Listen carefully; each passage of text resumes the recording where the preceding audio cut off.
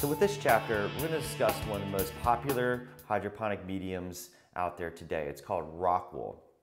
What rockwool is spun volcanic rock that's spun into wools, and they use it as a growing medium. Here we have some versions of that made by Grodan. So you can kind of see that it's real woolly. It actually comes in different sizes. So that way you can go through different stages of the plant. So you actually use these for cloning. You can use it for your vegetative plants. You can use it all the way out through the end of the cycle. What happens is when it sits on top of, let's just say, a grow tray or something like that, the roots will grow out of the bottom of here. And they'll grow through this little channel. And this little channel acts as kind of like, a place for the water to run through and absorb up. So that's essentially what happens with rockwool. It's wicking action is what happens. Is this thing gets soaked, the water runs up, and the roots get fed, and the plant gets fed. So when this sits on a tray, all the roots will actually grow out into the tray or into the bucket or whatever you have it in, and it'll grow into whatever medium you have or out into the open or however it's going to do it. But that's how essentially it works. And it's a great medium, but one of the problems with it is that it does need to be conditioned 24 hours before you use it. Essentially, you need to drop the pH, down to like 5.5, somewhere in that range, and let it stabilize because it has a high pH when it comes out. With rockwool, like I said, it's very popular. It's used in ebb and flow systems. It's used in drip systems. It's very, very popular. A lot of people like this stuff because it's easy to use. It's clean, but one thing that happens is that algae will tend to grow on the top of this because of the sunlight or light that you're using. So if it's not covered in the beginning, you'll get a bunch of black and green algae that grows up there. Now, it's not gonna really harm the plant. It kind of looks disgusting, but in the same sense, it does rob a little bit of the nutrients from the plant. One of the cool things about rockwool is that when you're done and you clip your plant down, you can just squinch these blocks together and throw them in a bag, and that's it. It's not like you have a bunch of soil to deal with, you got a bunch of mess to deal with. So it's really good to use. Just make sure you condition it beforehand. Like I said, it comes in different sizes. It comes in small sizes. It comes in flats for clones. It comes in bigger sizes. This is called a Hugo block. It's 6 inches by 6 inches by 6 inches, and it's pretty ideal for ebb and flow systems. You can see it has all the channels on the bottom here, and that's where all the water runs through and all the roots come out of, and it makes it to where the plant can grow healthy. They do have bigger blocks than this because I think that, this block, even though it's pretty medium size, plants do need a bigger size or a bigger environment to grow their roots in. However big your roots are is how big your plant's going to be and how healthy it's going to be. The more roots that it has, the more nutrients it can take. The more nutrients it can take, the more vigorously it's going to grow. You can see that it has a hole here.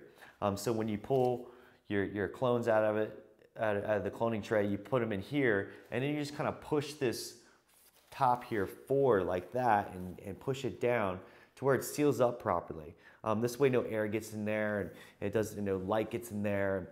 It makes it to where the roots can easily grow out into the rest of this medium.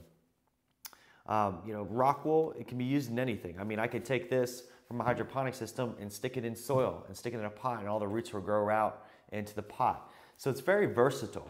And I believe they have recycling now too, where you can actually recycle your Grodan blocks and get new ones. So that's a really good thing too as well.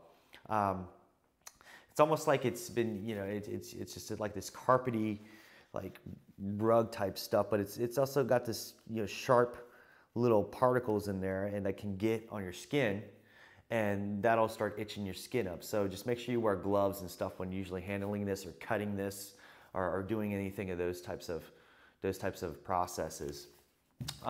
Rockwool also comes in slabs too. It doesn't just come in blocks. It comes in slabs, about this long or so, and you can actually take these other blocks and set them on top. Okay, and what that does is the water will come in. If you're doing top feed for this, or if you're doing an ebb and flow system, the water will come in, it'll soak through this block and soak up into this block right here, and the roots will grow down into this other block. And this way you can set them up in rows and have them go down. And the plants will grow pretty healthy. I mean, this is almost like the same amount as what this would be. So the plants will just grow out. A lot of times you want to keep that plastic on though, the plastic that this comes in, and just cut little slivers, like cut a top hole so that way this can sit on top, and then on the bottom just make slits so that way it drains properly. And this way you can get it to where it's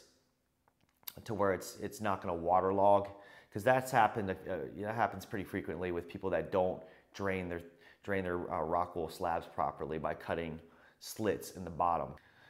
So, touching base on what I said before, some of the pros are the fact that, it's very versatile. It can be used in any type of medium. You can stick it in soil, you can stick it in hydro systems.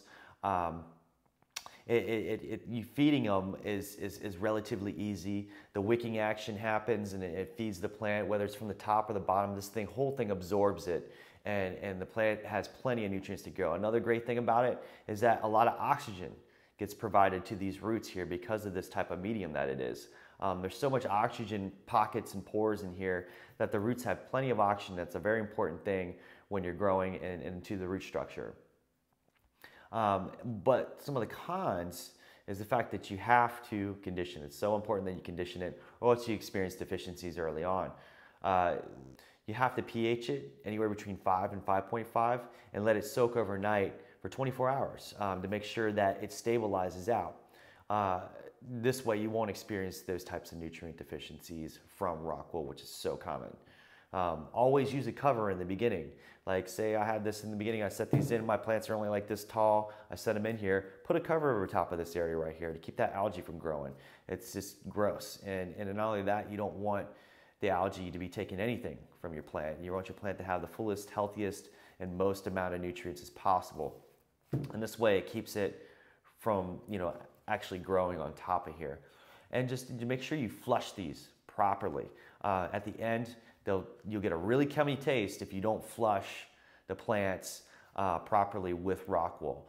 It's very important, maybe even use a leaching or flushing solution with your plants at the very end of the flowering cycle to make sure that doesn't happen, because it will happen for sure, and it won't taste the greatest. It'll be really harsh in your throat and taste really cummy.